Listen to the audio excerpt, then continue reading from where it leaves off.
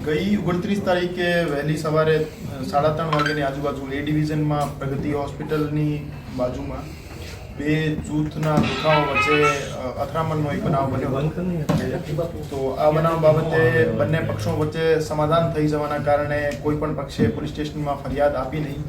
તો એના પછી પોલીસ ડિપાર્ટમેન્ટ તરફથી શ્રી સરકાર તરફે એક ફરિયાદ દાખલ કરવામાં આવી હતી, જેમાં ખૂનની કોશિશ, રાયોટિંગ અને બીજી આર્મ્સ એક્ટની કલમો મુજબ એક ગુનો દાખલ કરવામાં આવેલ હતો. આ બનાવના ગંભીરતાને ધ્યાને લઈ માનનીય સીપી સર બ્રજેશકુમાર દાસર અને additional CP sir Mahendra Bagadiya સરની સૂચના હતી કે આરોપીઓને તાત્કાલિક ધરપકડ કરવામાં આવે અને એના વિરુદ્ધ કડક કાયદાકીય કાર્યવાહી કરવામાં આવે. આ બાબતને ધ્યાને લઈ એસીપી શ્રી ભરત બસિયા સાહેબના નેતૃત્વમાં ક્રાઇમ બ્રાન્ચના પીઆઈ શ્રી ડામોર સાહેબ, શ્રી જાદવ સાહેબ અને ગોંડલિયા સાહેબની ટીમો લાગેલી હતી. ગઈકાલે માલિયાસણ નારિંગ રોડ પાસેથી આ એક બનાવમાં સામેલ 7 આરોપીઓની ધરપકડ કરવામાં આવેલ છે, જેમાં હર્ષદીપસિંહ, જિગ્નેશ, હિંમત, લકીરાજ, મનીષદાન, પરિમલ અને મોન્ટુ.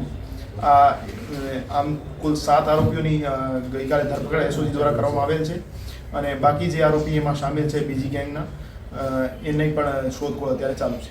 એના પાસેથી એક હથિયાર અને અમુક કાર્ટ્રેજ કબજે કરવામાં આવેલ છે અને બીજા એક હથિયારની અમારા પાસે માહિતી છે, પણ એ આરોપી હજુ પકડાનો નથી. તો એમના પાસેથી પણ હથિયાર જ્યારે આરોપી પકડાશે એમના પાસે કબજે કરવામાં આવશે. ફાયરિંગનું કારણ મૂળ જનવરી મહિનામાં એક માલવીયનગર પોલીસ સ્ટેશનમાં ગુનો દાખલ થયો હતો, જેમાં રાધિકા નામની એક મહિલા છે, એના ઘરે બંને જૂથના વચ્ચે એક માથાકૂટનો બનાવ બન્યો હતો.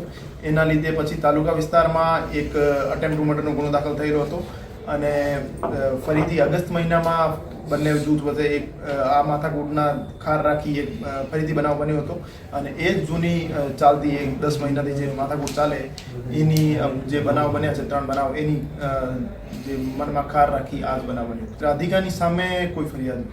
એ જૂથના 3 માણસોને અત્યારે રાઉન્ડ અપ કરવામાં આવેલ છે અને એ બનાવમાં સામેલ હતા કે કેમ આ બાબતે એની પૂછપરછ ગહેનતાપૂર્વક ચાલુ છે અને એની એમાં ઇન્વોલ્વમેન્ટ સામે આવે તો એની પણ ધરપકડ કરવા. આ બંને જે જૂથ છે એના વિરુદ્ધ GCTOCના કાયદા હેઠળ કાર્યવાહી કરવાની પ્રક્રિયા હાથ ધરવામાં આવી ગયેલ છે અને આવનાર 5-7 દિવસમાં એમના વિરુદ્ધ GCTOCના કાયદા હેઠળ કડક કાર્યવાહી કરવામાં આવશે. પ્રથમ દ્રષ્ટિયા 8 થી 9 ખાલી કેસ અમારા પાસે બરામદ થયા છે, તો એવું માની શકાય કે 8 થી 9 ફાયર થયા હતા અને બીજી જૂથના અમુક માણસો અરેસ્ટ થાય તો એના પછી એક્ઝેક્ટ નંબર ખ્યાલ આવે. આ બનાવમાં સમીર જુણેજા, આ સિવાય મેટિયો ઝાલા અને જિગ્નેશ ભૈલુ 3 માણસો દ્વારા ફાયરિંગ કરવામાં આવે છે. આરોપીઓને ગઈકાલે અરેસ્ટ કર્યા બાદ એને એક નવા માણસનું નામ આપ્યું છે જે એને હથિયાર સપ્લાય કરી રહ્યો હતો. એની શોધખોળ માટે અત્યારે ટીમ લાગેલી છે. એ જે બનાવ બન્યો છે એમાં જે સમીર જુણેજા નામનો માણસ છે એના રિલેટિવ પ્રગતિ હોસ્પિટલમાં દાખલ હતા.